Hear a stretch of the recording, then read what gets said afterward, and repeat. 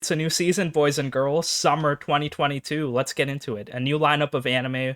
We have so many new shows, some continuation, season 2, season 3s. We got Rent a Girlfriend, one of my favorite trash romance animes. There's Made in Abyss, so finally the third season is here. Probably gonna be spooky and maybe some tragic feels going on. There's a lot of like random romance shows, some like crazy ass like demons fighting, a lot of trashy isekais, and a lot of like other cute shows. So I'm gonna go over most of them, tell you which ones are good or bad, and yeah, let's review all these animes we have for summer. And I kind of want to get started just by talking about RWBY, Ice Queendom. So the RWBY anime, like I was so surprised. Like they're talking about this, like it was mentioned, and now it's finally released. So yeah, Crunchyroll has it. They got like the first 3 episodes dropped instantly, so it got pre-aired. And it's just like so nostalgic watching it. If you haven't seen RWBY at all, it's also like pretty solid because it's just like cool action, cool animation, a lot of like nice quirky characters and cool female representation, as well as like superpowers fighting shit. So yeah, this anime has a lot going on. The story doesn't seem to diverge too much from like the original from Rooster Teeth. We see RWBY, Yang, they're kind of like training to be hunters. And they have like these cool random weapons. There's no rhyme or reason to like their skills or powers. It just seems like everyone has like this type of semblance, which gives them like superpowers. And they kind of like hunt these shadow animals called Grimm. The pacing seems to be really fast, but the story's like exactly how I remembered. So yeah, RWBY, the cool fight scene where she got robbed in the dust store and just like beats everyone up with her sight. She gets recruited to go to the Hunter Academy, even though she's like really young. So her and her big sister Yang, they go together. And now she has to make friends, but she ends up making enemies. So we see Weiss, the white-haired girl. She's kind of like a stuck-up rich girl, but she has like her own problems going on. Her and RWBY kind of like square off a lot. They don't like each other, but then they eventually join the same team. So yeah, RWBY's the team leader. We see Weiss has some like issues with everyone, but they get solved pretty quickly. So yeah, they're kind of speed running a lot of this. The pacing is more suited to people who kind of like already know what's happening. So they're like, okay, we're not gonna bore you with the details on how the group is formed.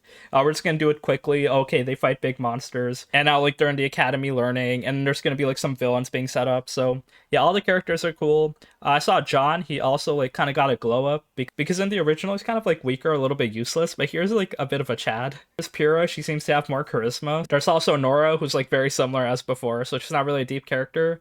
But yeah, RWBY is so cool. The action is nice. Animation is great. Nothing much to complain about here. Really love the voice acting as well, just like very solid. RWBY's voice is just like so nice and calming, and yeah, it's like Shinobu from Demon Slayer. So she's like a very big famous voice actress. It's like a cool big fantasy world, so just like a solid show, and yeah, the anime's doing it justice. And let's keep it going with more familiar shows. So Rent a Girlfriend season 2. We gotta talk about this. So yeah, Kazuya, the simp god, he's back. He's with Chizuru, and they're doing more like rental stuff. First episode, Chizuru, we see that she's trying to take the next step, like trying to be a professional actress because that's her dream. That's why she's doing this rental gig, because it's like helping her acting skills. And it's kind of like weird because she's so perfect in general. Like she's definitely like a big pick to be a famous actress, but yeah, no, like the someone else on her team just like got through with nepotism, so she kind of like gives up on that. She just feels so demoralized because she worked so hard. She was like in this kind of stage play. She was like this like kind of comedic ninja, and she can just be funny, serious, whatever. So yeah, it's like a perfect actress. But yeah, she kind of like did not get picked to like go on to the next stage, so she's just like stuck doing rental gigs again, which is kind of sad for her, but it's good for Kazuya because he can rent her more. And he kind of like bumps into her because he saw her play. He cheers her up. He's like, "I'm gonna rent you." So it is renting time. He said it. And yeah, there's these other girls out here. We see Mommy.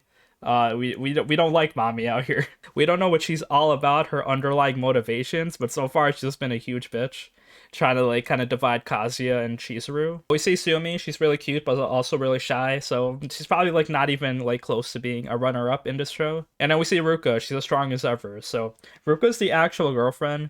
Probably like not the safest choice, but she's in love with you, so why not pick her? But yeah, all the girls are out here. A lot of fan service moments so far in these first 2 episodes. But yeah, it's basically Kazuya and all these girls. A lot of drama surrounding them. A lot of characters have motivations. We'll see if they succeed or not. But yeah, the show is trash. The idea of rental girlfriends, and then they're just like going so hard on it. It's like very endearing though, and we got 2 seasons. So yeah, I look forward to it. And now let's talk about Made in Abyss. So I think this is the 3rd season. So yeah, the first season was a 12-episode classic, very good anime. And then there were just like a bunch of movies in between everything. So this is actually like a real season of anime we have. So yeah, if you haven't seen the movie, I'm not sure if it's available, but it's like that's required. Like that's an actual arc that happened. I read the manga for it and I didn't catch the movie, but yeah, just like okay, we learned about Bondrewd, his daughter Prishka, and then he makes some like cool lunch boxes for his children. What a great dad. But yeah, a lot of tragic shit happened in the previous arc, so yeah, that happened in level 5 of the Abyss. So now we go into level 6, and this is kind of like the Golden City, they're calling it. So yeah, first episode was very solid here. We see kind of like these characters, they're kind of like older, and they're kind of exploring the Abyss before like a lot of other people. So yeah, they're like a bunch of like outcasts. We actually start the episode with like this girl getting molested. So yeah, random ass pedophilia, like the first minute in, goddamn. Can't handle that. But besides that, we see that they travel to the Abyss. They have like this compass to kind of point them, and they're trying to go to the Golden City.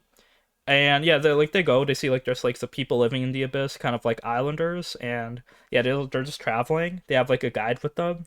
The thing is, yeah, they discover like, okay, this is why it's like there's no way out, because there's like no return actually. Because if you go down, if you go back up, you're like gonna be cursed, and if you go down too deep, then there's like no way coming back up. You're just gonna die. So yeah, our squad of Reg, who's like the robot boy, Rico, who's the main girl, and Nanachi, the bunny girl. So yeah, they're exploring, and then they go to like this magic kind of like underwater elevator that takes them straight down to the 6th level. Thing is, it takes them down like really, really, really deep. So yeah, it's just like there's no way out besides like taking the elevator back up. But if you go up, you're gonna die. So yeah, level 6, it's like we made a lot of progress so far. Very solid. I'm really like looking forward to this anime. There's like a lot of cool like emotional moments, a lot of like action, violence. We see a lot of like characters being set up. I don't know if they're like alive or not because they like went to the Abyss early. So yeah, we learned about some new characters, and the fact that they got the whole episode to themselves basically means that like we're probably gonna see them again. We'll see what's gonna happen. But yeah, Made in Abyss, we're exploring level 6, the Golden City. I'm looking forward to some more fun but also cursed adventures that these kids will have. And now let's talk about a brand new anime, Call of the Night. Really solid kind of romance show. It has like its own theme, so yeah, it's very cool. The thing is, as I was watching it, the characters, I'm like, bro, isn't this like the Gashi Kashi like character design? Like we got this Hotaru ripoff, and we got this like Coconuts ripoff as the main dude and the main girl. So yeah, it is made by the author of the Gashi Kashi. So yeah, here's what happens in this anime. We meet our main character Ko, and he's kind of like this black-haired edgy dude who doesn't really like girls. He doesn't really understand girls. He's like, oh, girls are icky. He also has insomnia, so he can't sleep. So he goes out late at night one day, and then he's like, oh, I'm feeling rebellious. Let me just go around. And then, yeah, he doesn't really do too much, but then he meets this girl, Nazuna. So she has, like, kind of, like, this pinkish tied-up hair. She's, like, has, like, the best girl character design, you know, a lot of fan service going on with her. She's wearing, like, this big kind of cloak. And then, yeah, she's exploring the nighttime with Ko. And then she hears that Ko has trouble sleeping, so after, like, they go around at night, she's like, alright, why don't you come back to my place? I can help you sleep. So yeah, definitely no shady motivations going on, but Ko takes the offer. And then yeah, he goes to sleep in her room. And she doesn't really have like any furniture or anything. So her bed is kind of just like these random sheets on the floor. But yeah, he tries sleeping. Thing is like nothing changes, so he cannot sleep. And yeah, there's like this half-naked girl right next to him. But Ko's really good at fake sleeping. So yeah, Nazuna takes a suck of his neck. She bites his neck. So yeah, she's a vampire. Surprise. And then Ko, since he's awake, it's like, oh shit, what's happening? And then, yeah, it's just awkward because he's just like, you know, he's fake sleeping. He kind of asks her, oh, are you a vampire, nonchalantly? So they're kind of like already know the tropes. They're not really surprised by each other. And then she's like, yeah, I'm a vampire. And then the thing is, there's a rule in this world because like Ko's like, oh wait, am I gonna turn into a vampire now? And she's like, no, it doesn't work like that. Like the vampires in this world, just because they bite you doesn't mean you turn into a vampire. The only way to turn into a vampire is you have to fall in love with the vampire while it bites you. So yeah, there's the premise here. Ko wants to kind of become a vampire just so he can like change his life. He doesn't want his life to be boring. So not much kind of like deeper meaning to it. He doesn't like girls, but it's like the first girl that's kind of like he fell for. So yeah, he wants to fall in love with this girl. The girl gets kind of embarrassed, Nasuna, but I guess she's like, okay, if you want to fall in love with me, just try. So yeah, it's gonna be a romance between them. They're already like kind of pretty close together, but yeah, they have to fall in love for him to be a vampire. So will Ko get turned into a vampire? Will this cute couple succeed in their adventures? We'll see, but it's definitely a cute anime. The OP is a banger. We got vampires here, vampire waifus. And yeah, pretty solid show. I don't really like the main character too much. I just think he's like a bit edgy, but besides that, yeah, like I like the aesthetic, I like the theme, I like them like kind of exploring, going out the outside, love like kind of like the darkish purple colors. So yeah, pretty solid show. Okay, and now we got Engage Kiss, episodes 1 to 2 so far. So this is such a random anime. So it's action, but there's also like a romance theme involved. There's like demon waifus, there's like ghosts, and like we're fighting. Animation is like okay, it's pretty solid, but yeah, overall it's kind of about this dude. He's like perpetually poor. His name is Shu. And he has kind of like this demon familiar with him. Her name is Kisora. She's like this pink haired demon girl that follows him, but she also lives with him, cooks for him, and then she's like, she also like makes out with him. So it's called Engaged Kiss because like she kind of kisses him to get like more powers. So yeah, if you kiss this dude, then she gets like superpowers. So she was really poor all the time because he spends money kind of stupidly, which is kind of like a side plot point. But anyway, he's kind of like a bounty hunter. So yeah, they fight demons. Kind of like perfect to fighting demons because he has a demon familiar with him. That's like A class rank. She's like super OP. So yeah, Shu and Kisara, basically when they fight, Kisara kind of like kisses him, and then she gets like in her like red haired demon form. It's like kind of like a harem thing going on because there's this other like blue haired girl that's like close to Shu. But yeah, basically we got like these high school students, I think, just like fighting demons, shooting guns, and whatever, and also like a romance scenario. There's also a harem thing going on. Very wild. The show is kind of like about kissing as well because when you kiss, you like get more powers. So Engage Kiss. Very wild anime, very solid, but also very random. So watch it if you want. And now we also got another random show that I kind of like, Lycoris Recoil. A really random name, but basically it's kind of a world where we got these like bounty hunters in Japan. Thing is, these bounty hunters are kind of like cute high school girls, and they're called Lycoris. So Lycoris have like the special kind of job where they kind of like make order in Japan. So basically they're like set to assassinate anyone who kind of like sells drugs or like, you know, does evil things. So yeah, we just see them like basically just like murdering people in the street if they kind of like break the law. So they're kind of like the Punisher, I guess. But like they're kind of cute girls, so I guess it makes it okay. And then yeah, like you know, crime rates are down. It's pretty cool. And yeah, everything's fine. But then yeah, one of the Licorice is having some problems. Her name is Takina, and then she kind of like doesn't really like care about anything besides her mission. She wants to do her mission. She doesn't really care about like casualties or anything. So in the first episode when she was like doing her mission, one of her teammates got captured by like these dudes, so she didn't really care that she was being kept hostage. So anyway, she just started blasting with her chain gun and started just like shooting all these dudes. And then she saved the girl's life, but it's like what if she missed and she would have like shot her as well. So basically, Takina gets put on probation for just being too aggressive. So now she has to like kind of change her life a bit because she has to work somewhere else. And then she works with Chisato. So she's kind of like this blonde-haired main character girl. She's very positive, but also like a really strong Licorice at the same time. And then yeah, they work at a cafe together. And then yeah, they still go on like Licorice adventures. So yeah, Licorice like now, we realize that like they're kind of like anything. It's like a catch-all job. So they're not really bounty hunter assassins. They can also like take care of people and stuff. So it's kind of like a big shift in Takina's point of view because she always like thought of like murdering and killing and shooting people. But then Chisato was like, all life is precious. So even in her missions, Chisato does not want like anyone to die, even the bad people. She like shoots them with non-lethal bullets and stuff. So yeah, that's her gimmick. She loves life. So just like maybe something about her, like maybe she had some trauma in the past that makes her not want to kill people. But she like does her job really efficiently, so it's like a big kind of like contrast to Takina. So Takina can actually learn from Chisato. So they do things, they kind of stop arms dealers, they kill kidnappers. There's like, you know, some evil groups like coming around. So story's being set up, so it's just like we're chilling in a cafe for now, going on some random missions. Maybe there's like some big bad villain that's gonna come out, but yeah, overall, pretty solid concept. This was like kind of like these cute Japanese high school girls that are also like kind of assassins. So if you want to see some girls shooting guns, this is like the perfect anime to watch. The story's pretty decent, animation is nice, and the Yuri vibes go hard. Now we got When Will Ayumu Make His Move? So this is a solid romance show. So basically we're in kind of like high school setting so far, and we're in the Shogi Club. So it's a romance involving shogi. So we meet our main girl, Urushi. She's kind of like this cool like purple-haired character, really cute. And then yeah, she's like really good at shogi, part of the Shogi Club. Thinking she's the only member, besides Ayumu, so he's the second member. So he plays her in shogi, and then he like kind of like calls her cute and stuff. And she's like blushing, like, "Oh, do you like me or something? Like, you don't know how to play shogi. You're really bad at it, but you joined the club. I'm the only one here. Like, do you have a crush on me, maybe?" And Ayumu Stoneface is like, "Can I just focus on the game?"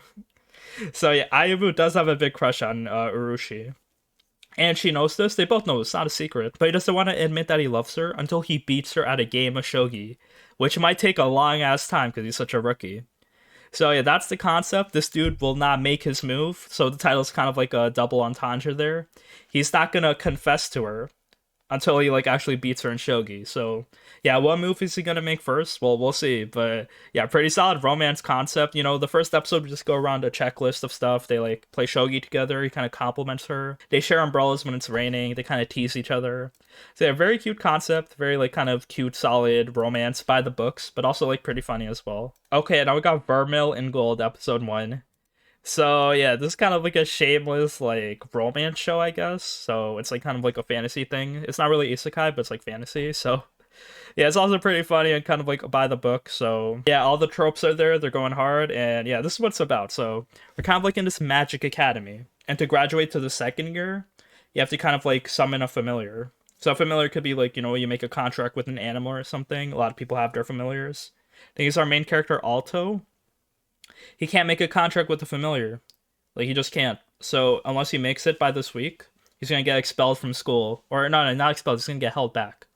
So yeah, he's kind of like in shambles. He's like, okay, I gotta get a familiar. What do I do? So then yeah, he goes to the library to do some research, and his book falls on his head. He takes the book home. He opens it, and then he accidentally summons a demon trapped inside of the book by using some of his blood. And then the demon, her name is Vermeil, and she's naked. And yeah, demons in this world are like evil, but you know, she seems to be nice, I guess. But she has just like a big titties, very erotic. Yeah, Alto's just like really embarrassed, so he's like kind of like the small white-haired main character. So yeah, the Shota, and then yeah, just like they go on adventures, Alto and Vermeil. But yeah, we got this like kind of demon waifu, big titties, just like attached to the main character. And yeah, I guess the anime is gonna follow them together. And her outfit's pretty solid. She has this purple hair and this black virgin killer sweater, so back is open, very erotic, very revealing. Also, yeah, we learned some kind of lore about Alto where he actually has so much mana. That's the way he was able to summon the demon, because his mana was just like so big that like that's why he couldn't form a contract with other animals, because they were just like afraid of his big ass power. So yeah, Vermeil and him were kind of like made for each other. Let's quickly go over some other shows. So Shadow's House season 2. I really love season 1 of Shadow's House. I don't know if a lot of people watched this, but it was very good. Basically, I love the theme of like supernatural, kind of like horror mystery, but also with like cute kind of anime characters running around solving things. So it's like, yeah, this is like a supernatural slice of life. There's like this huge mystery going on. I'm not trying to spoil it if you haven't seen season 1, but yeah, basically season 2 is following some new characters, and the dolls are trying to do their own thing to survive in this house. So yeah, that's happening. Here it seems to be Barbie focused. So last season we saw there was this character Barbie with like greenish hair, and she seemed to be like really mean but also really high up position. So yeah, now like in this first episode we see more of Barbie, like have like a deeper glimpse into her character, why she got so evil, why she got so mean, what happened to her, because it seems like her shadow that she's taking care of is like super powerful, but like also it's kind of painful to her to like hold all this power inside. So yeah, that stuff is going on. So yeah, Shadow Style's very solid show. Really love it. Really love Emilico. And then yeah, the mystery is really solid. Just like everything's revealed to us, but yeah, just like a lot of like hidden motivations. We don't know who to trust, but yeah, definitely a glimpse of a lot of new characters. And yes, I love season 1. Season 2 seems to be as solid as ever. And now we got Overlord season 4. So damn, just 4 seasons of Overlord already. I guess we can go over it quickly, you know, solid isekai. More of the same happening, so Albedo's there in the first episode. So we see Ainz with his, like, new golden, like, big jacket. So he has, like, this golden royal coat. And then, yeah, he's just doing things. I think here he wants to kind of, like, reunite more people. He wants to kind of, like, make his guild, or make, like, kind of the overarching city the same as, like, the game he played. So he's trying to do stuff like that, trying to, like, have more control, have more subjects, but also have, like, a more sense of community, I guess. So yeah, that's his goal. But yeah, overall pretty solid, you know, same kind of characters. And yeah, I haven't gone this far into the anime, but yeah, very popular isekai. You know, watch it, 4 seasons, why not? There's also the Classroom of the Elite season 2, so it's kind of an anime about, like, high schoolers, but they're in, like, this kind of special high school where they get ranked, and they have to kind of like compete against each other to get ranked up or down. It's kind of like a competitive thing like that. They got like these red kind of uniforms. I wasn't really a fan of the first season, but it was entertaining. There was like a lot of like kind of drama going on, a lot of like kind of suspense and like, you know, 200 IQ plays. So yeah, if you're into that, yeah, pretty solid. Second season, why not? We got this big trash romance anime. It's so random. I hate this one. My Stepmom's Daughter is My Ex. Okay, yeah, you heard that right. So it's not really an incest show, but I guess it is. It's kind of like Domestic Girlfriend spin-off, basically. Just like, you know, the same concept, but the characters were already like in a relationship. and then now they broke up. So it's like awkward when their parents got together because now like they know each other already, and now it's like very awkward between them. So they kind of like compete against each other. The main girl and main dude are like kind of like their own characters. Like the main dude is like the generic good guy dude. He doesn't react to a lot of things, so like the main girl wants him to react more. Maybe some funny incest moments happening. So yeah, please be my guest. Let me know if this is good or not. We also got Isekai Ojisan, so uncle from another world.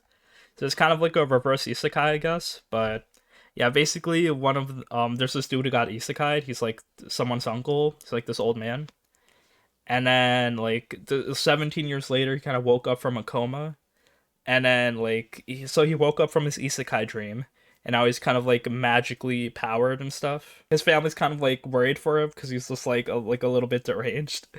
But yeah, they kind of like have to explain like the real world to him because like he's 17 years behind. So it's like pretty okay, very random. Animation is kind of unique, but I'm not really a fan of the show anyway, but it is a solid fantasy show nonetheless. We also got the Yakuza's Guide to Babysitting. So it's kind of like a father-daughter type of story. So yeah, we meet this like kind of cute little girl with red hair. Her name is Yaika. And then thing is like her dad is like part of the Yakuza, and then he kind of like asks one of his underlings to take care of his daughter. So yeah, he has like blue hair. His name is Toru. He's like a tough Yakuza dude, but he also like kind of takes care of the girl. So when he shows up to her school and everything, all the parents are like kind of like, "Oh shit, that's your dad?" But yeah, basically it's like some dude babysitting like the boss's daughter. It's like kind of cute. I like the character designs, like their colorful hair and stuff. And it's gonna be like a pretty funny, like, slice of life show. There's gonna be like some Yakuza vibes. Like this dude's probably gonna be beating people up throughout the season. So yeah, we'll see what's gonna happen as he kind of takes care of this child. And now we got Harem in the Labyrinth of Another World. So yeah, this isn't, oh, is it wrong to pick up girls in a dungeon season 4? That's coming out later. It's kind of like a trash isekai hentai show. It's not that good. It's not good at all, but the concept is basically just kind of like these slave girls.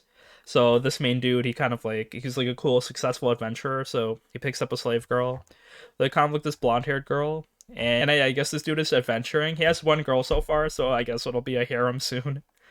Very trash show, but I guess watch it if you're feeling horny. So yeah, we gotta talk about that. Okay, and now for Prima Doll. So if you haven't heard of this anime, I saw it pretty quickly first episode. It's very cute. It's just about like these kind of like there's these military robots that are like in the form of like cute anime lollies. The thing is like eventually they kind of got repurposed to like surf in this maid cafe.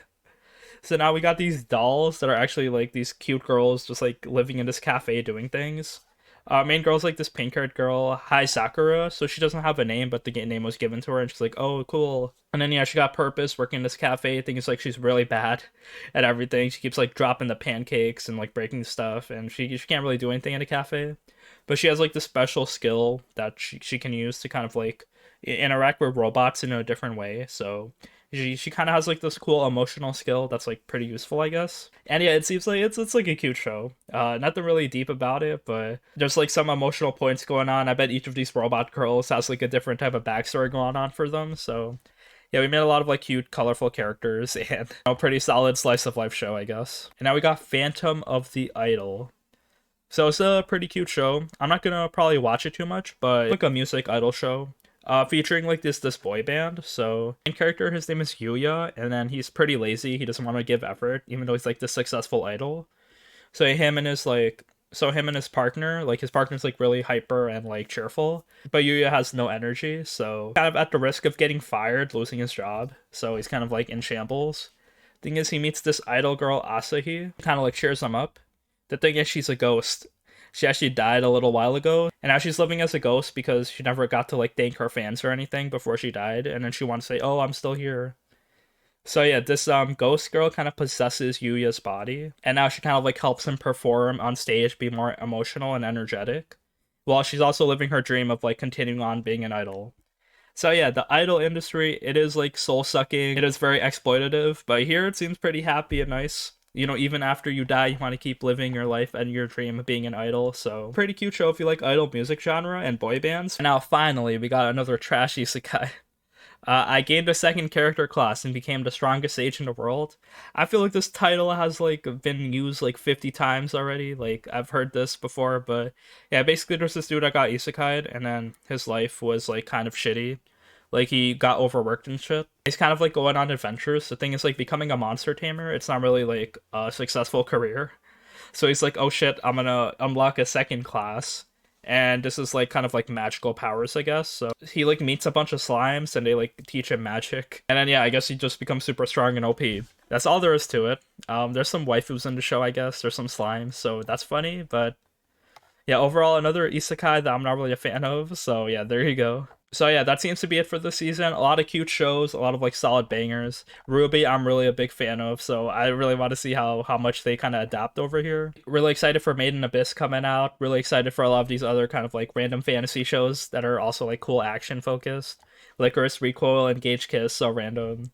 Rent a Girlfriend out here, so bro, you know what to expect for that show. So yeah, a lot of solid shows. I'm a big fan of the summer season, so a lot of stuff to watch to keep me busy. And yeah, please let me know what your favorite anime this season is. Let me know if I forgot anything, any cool shows that you're watching. And yeah, get excited for more anime. Also, from last season, from the spring, we also got Summertime Render coming out, so, as well as a couple of Cuckoo, so another harem show. We also got Devil's a Part-Timer Season 2 that hasn't released yet. It's a wrong to pick up girls in a dungeon Season 4, so yeah, look out for those animes. Thank you for watching.